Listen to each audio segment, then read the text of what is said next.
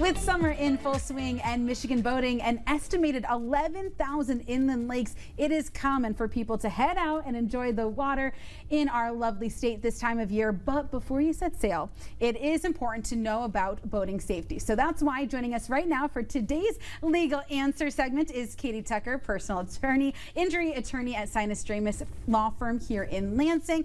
Always wonderful to see you, Katie. Great to see you, Nicole, as well. This is a topic that's really important to me because I am a boat owner and operator myself, so I'm really excited to be here to address it for viewers. Right, I feel like we know just enough information, but we don't know the actual details, and these things are so very important. So let's start with the basics. What is the #1 thing and every boater should do before even leaving the dock? Confirm that there is a U.S. Coast Guard approved life jacket on board for every passenger. Doing so is not only required by Michigan law, but it's critical to ensuring the safety of all passengers aboard.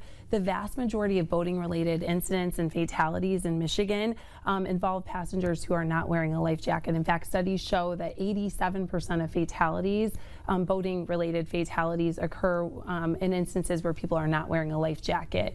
Under Michigan law, all children under the age of 6 must wear a life jacket at all times while on the deck of a boat that's underway, and anyone being towed by a boat on a tube or a water ski must wear a life jacket, U.S. Coast Guard approved, type 1 or 2 at all times while being towed. Oh wow, very, very important information. So in addition to the life jacket requirements, what other basic legal requirements should boaters be aware of before they set sail on a day out on the water? There are at least 3 legal requirements you should know. First, all Michigan boats must be registered with the Secretary of State, and the registration information must be displayed on the bow of the boat. Second, anyone born on or after July 1st, 1996 must have a boating safety certificate in order to operate a boat, a recreational motorized boat. And third, anyone born on or after December 31st, 1978, so anyone who's 47 or younger, must have a boating safety certificate to operate a personal watercraft, like a jet ski. So you cannot operate in Michigan a jet ski without a boating safety certificate if you're born after 1978. No, these are great things that probably a lot of people weren't aware of. So how can you obtain a boating safety certificate here in Michigan? Yes, you can either attend an in-person class or go online to attend a course that's been approved by the Michigan Department of Natural Resources. The Secretary of State's website is a great resource that has information about in-person classes as well as online courses that have been approved. One example is boated.com.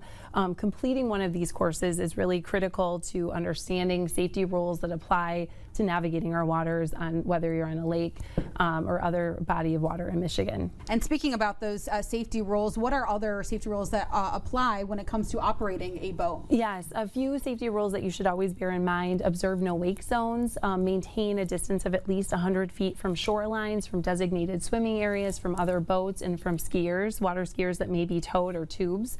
Avoid the use of alcohol or drugs. Just like in operating a motor vehicle, it is unlawful under Michigan's law to operate a boat while under the influence.